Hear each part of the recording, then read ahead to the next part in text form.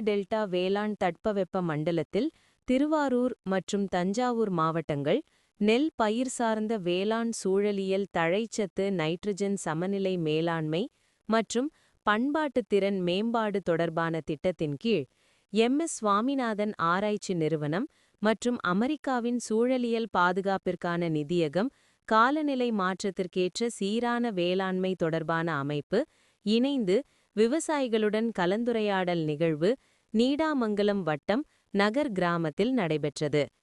நிகழ்வில் அமெரிக்க சூழலியல் பாதுகாப்பிற்கான நிதியகம் அமைப்பு சார்பில் முதுநிலை விஞ்ஞானி ஆலிசன் ஜாய் ஈகிள் சார்பில் திட்ட ஒருங்கிணைப்பாளர் உதயபானு பிரகாஷ் வாடியை கிராம மக்கள் எம்ஜிஆர் மறைந்து 35 ஆண்டுகளானாலும் அவர் நடித்த விவசாயி படத்தின் பாடலை பாடி ஆரத்தி எடுத்து வரவேற்றனர்.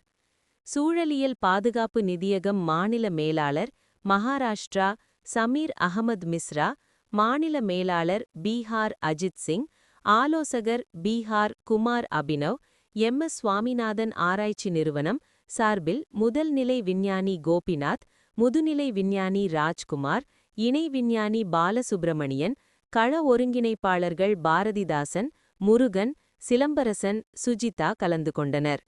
காவேரி டெல்டாவில் 3 போக நெல் சாகுபடி, குறுவை, சம்பா, தாளடி தொடர்பான சவால்கள் மற்றும் தீர்வுகள், தழைச்சத்து நைட்ரஜன் மேலாண்மை, உர அளவை குறைத்து சூழலியல் பாதிப்பை குறைத்து மகசூலை அதிகரிக்கும் முறைகள் போன்றவை குறித்து விவாதிக்கப்பட்டது. நீடித்த வேளாண்மை, காலநிலை மாற்றத்திற்கேற்ற நடைமுறைகள்.